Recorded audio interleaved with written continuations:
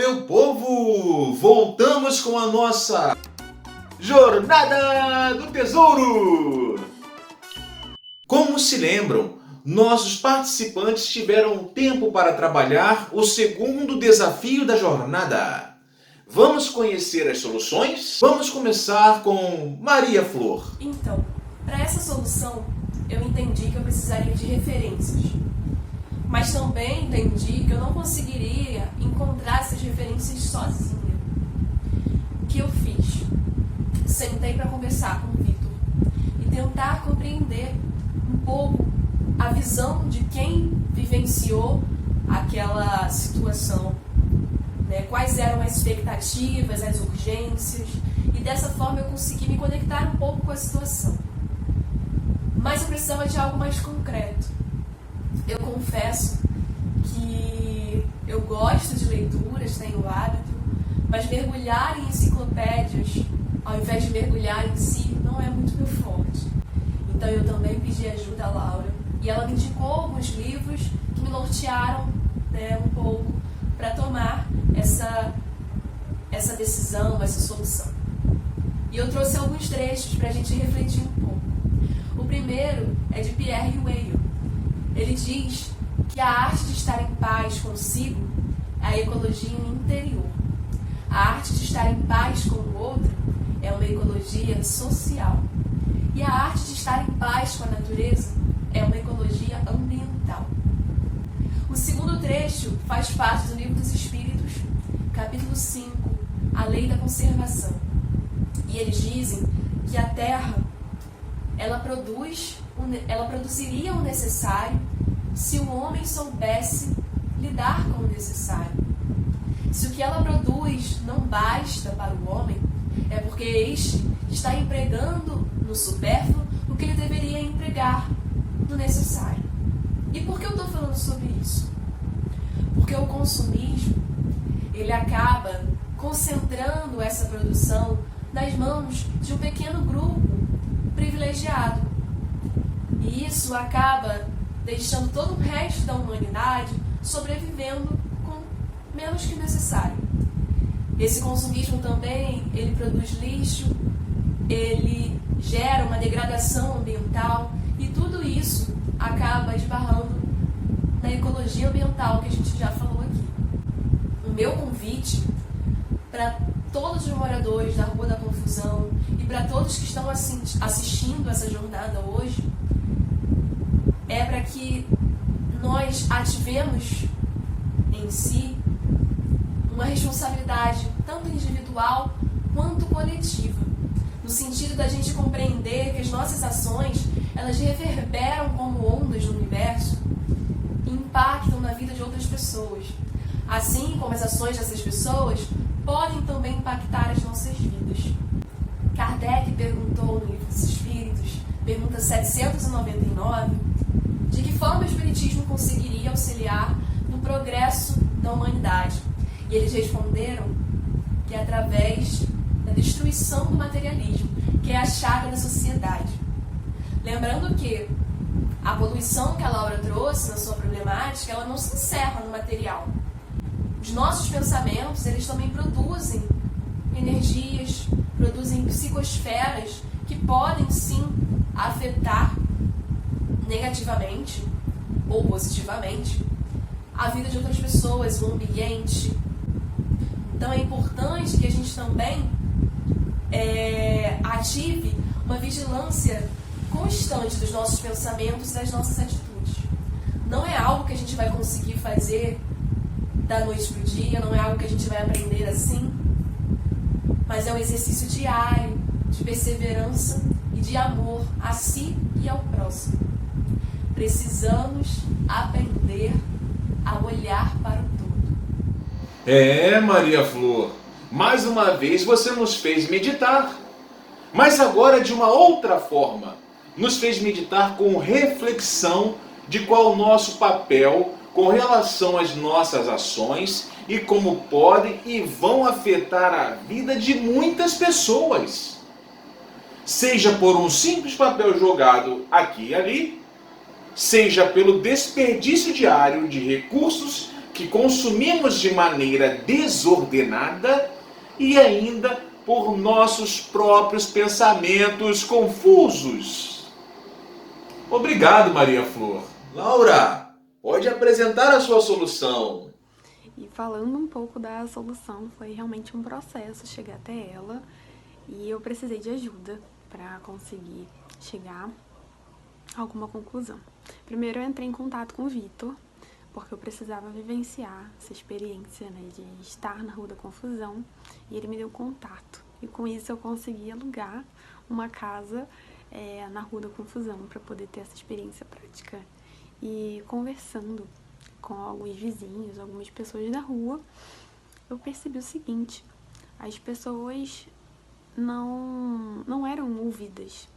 E, geralmente, quando tinham alguém falando, né, era sempre num tom muito agressivo, muito ríspido, muito imediato. As pessoas estavam muito fechadas para meio que atacar ao invés de escutarem. Então, meu primeiro exercício prático foi a escuta ativa. E aí eu percebi uma melhora instantânea. Eu vi que as pessoas, ao se sentirem ouvidas, elas mudavam meio que automaticamente a forma delas de falar. E não me coloquei no momento como alguém que, como eu vou dizer, fosse falar, estivesse pensando a resposta. Eu vi que as pessoas não ouviam as outras, elas estavam mais preocupadas em responder do que em ouvir.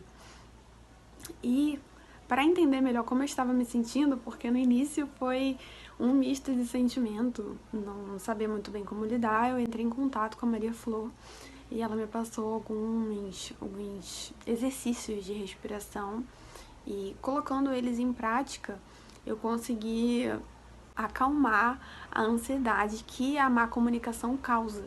Porque esses ruídos de comunicação nos deixam, de uma forma biológica, muito atentos, muito ligados, né? O nosso cortisol aumenta e, enfim, não vou começar com as questões dos estudos, mas, enfim, foi uma prática que levou o estudo, não um estudo que levou a prática. Foi um ótimo experimento. Eu acho que realmente a solução da má comunicação está na escuta e também numa fala sem ruído, que as pessoas consigam falar o que sentem com clareza, sem uma necessidade de realmente atacar. Enfim, acho que a gente está muito acostumado a associar a comunicação só à fala, mas eu vi que na Rua da Confusão está muito mais ligada à escuta. Enfim, muito obrigada pela experiência. Laura, muito obrigado pela sua resposta. Vemos que juntar a vivência com o conhecimento elevou a experiência a outro nível. Alto, mas tão alto, que criou em nós ansiedade em ver na prática como os resultados da solução proposta transformaria aquela realidade. Vitor, chegou a sua vez de apresentar a solução que encontrou para o problema do medo. Rapaz, como foi difícil encaixar as ideias. Mas pedi ajuda a Maria Flor. Isso não estava na regra, ninguém falou que não podia. E conseguimos juntos chegar à solução. Ela me mostrou como eu poderia iniciar a prática da meditação e assim conseguir relaxar a mente e o corpo. Igual um trem do pensamento. Às vezes ele fica tão acelerado que quando a gente tenta parar ele atropela a gente não consegue relaxar. E aí isso dificulta a gente até a dormir, muitas vezes, né? Pensamento acelerado, muita coisa na cabeça. E iniciamos com relaxamentos, respirações profundas. E logo no início eu apagava, sono profundo. Aí comecei a me sentir uma pedra, né? E ela foi me explicando que eu tenho que buscar um lugar tranquilo, mas não na cama, né? Porque a cama o corpo acha que ele vai dormir. E era justamente o que acontecia comigo. Então, buscando um lugar tranquilo, mas que você fique numa posição sentada, uma posição relaxada, confortável, mas não no quarto. O quarto não é uma boa ideia. Assim eu pude começar a perceber que eu também tinha medo. Quando eu morava na Rua da Confusão e até hoje. Lembrei que quando precisava falar sobre os problemas da rua, eu evitava que as pessoas me conhecessem mais. Acessassem minha casa e vissem que ela era uma casa muito humilde e tínhamos tão poucas coisas. Eu me sentia ferido, com vergonha e até com inveja das outras casas. Eu involuntariamente afastava as pessoas da minha família. Todos éramos estranhos. Ao meditar, eu percebi que as casas daquela rua eram humildes, mas a única diferença é que eram mais bem cuidadas pelas pessoas que eu julgava que não queriam ajudar. As mesmas que quando a gente chamava, não vinham. Na verdade, elas estavam praticamente o tempo inteiro fora trabalhando. E eu não tinha essa percepção antes. É por isso que... E por isso não tinham tempo, né? Nem energia para se dedicar aos problemas da rua. Com todas essas descobertas internas, eu busquei a Laura. E aí eu pedi para ela... Eu queria saber mais, né? Do que eu estava sentindo. Ela me indicou diversos livros de uma tal de doutrina espírita, que falavam que somos imortais e que dentro de nós habita um ser divino que se conecta com o Criador de tudo. Com essa conexão podemos acessar o outro através do amor. E assim devemos esperar sempre o melhor do outro, o melhor que o outro pode dar. E eu mesmo sendo um exemplo com boas práticas diárias. E aí eu percebi também que um dos exemplos poderiam ter sido eu retirar as coisas de cachorro da calçada. Porque outra coisa também que eu percebi é que nem sempre foram os doguinhos dos vizinhos, e sim os que andavam pela Rua da Confusão. Então, como conclusão, se todos os moradores da Rua da Confusão começarem a olhar para si mesmos, buscando compreender quem são e como são, poderão começar a olhar melhor para os outros à sua volta. E assim ficarão mais sensíveis ao que o outro está passando, facilitando até o processo de melhoria da comunicação deles. Isso tudo através da meditação. Vitor, eu estou sem palavras. Só um minuto.